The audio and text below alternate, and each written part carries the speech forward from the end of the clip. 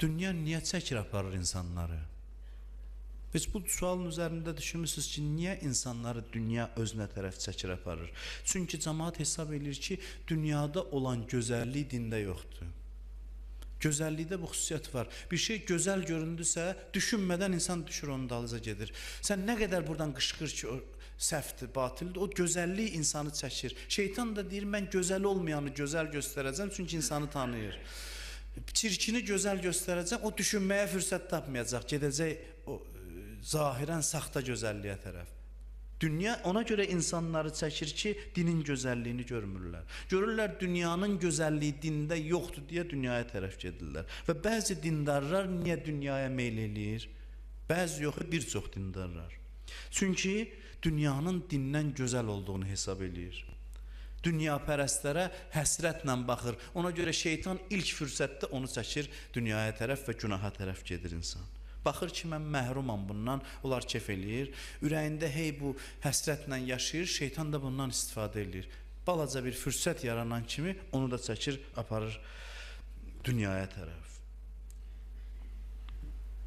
Bu səhv təfəkkürdür. Biz elə bilirik ki, dünyapərəstlərin dünyası çox gözəldir, biz o gözəllikdən məhrumuq. Vallah səhv təfəkkürdür. Dünyapərəstlərin dünyası təqdim olunan qədər gözəl deyil.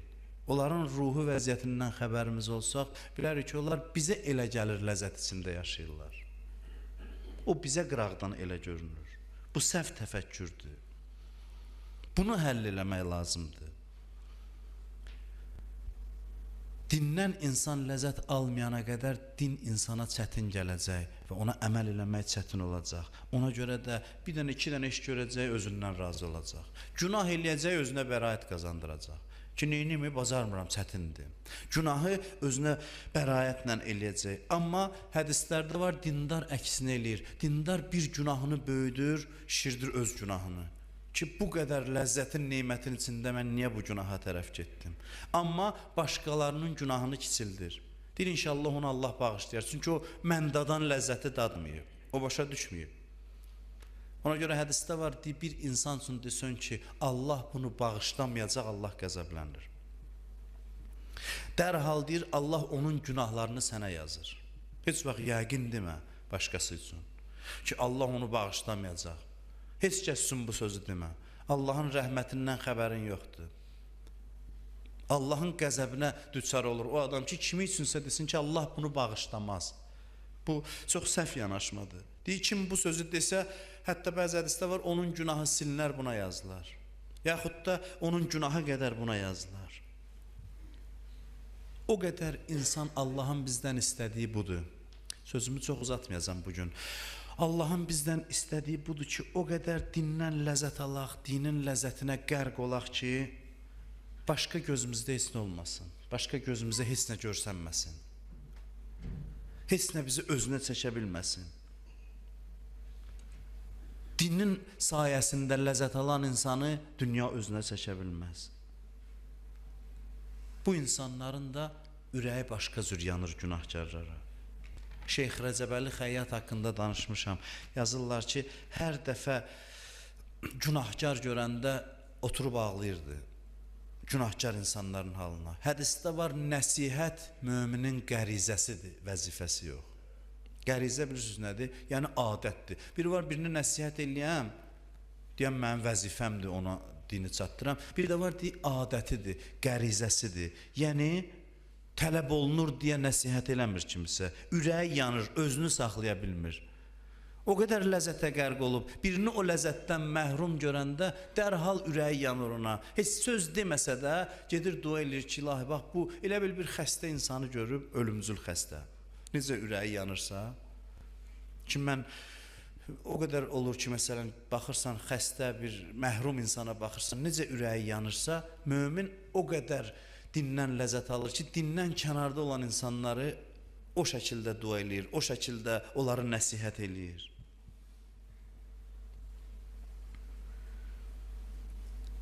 Dinin ləzzətini dərk eləmək üçün dinsizlərin dünyasının pisliyini dərk eləmək lazımdır. Allah Quranda çox danışır. Allah çox danışır ki, dünya kafirlərin gözündə zinətlənib deyə onlar haqq yoldan uzaqlaşıblar. Zeyyene lehumuş şeytan ma kanu ya'malun. Quran buyurur ki, bəzi insanlar var, bəla da versən ayılmırlar. Çünki öz elədikləri özünə gözəl görünür. Öz həyatlarından razıdırlar, xoş görünür onlara. Allah, şeytan onların gözündə həyatlarını bəziyib, elə bilirlər ki, xoşluq içindədirlər. Ona görə də bəla da təsir qoymur onlara. Onlar hidayət ola bilmir. Başqa bir ayədə buyurur, Zuyyinə lillezine kəfəru əl-həyatud dünya. Buyurur ki, kafirlər üçün dünya həyatı bəzənib. Bu ayələr üzərində düşünün. Görün, gözəllik nə qədər önəmli mövzudur. Nə qədər vacib mövzudur. Buyurur ki, küfrün əsas səbəbi budur ki, şeytan dünyanı bəziyib. Qoymayın ürəyinizdə o pus dünyanın məhəbbəti qalsın.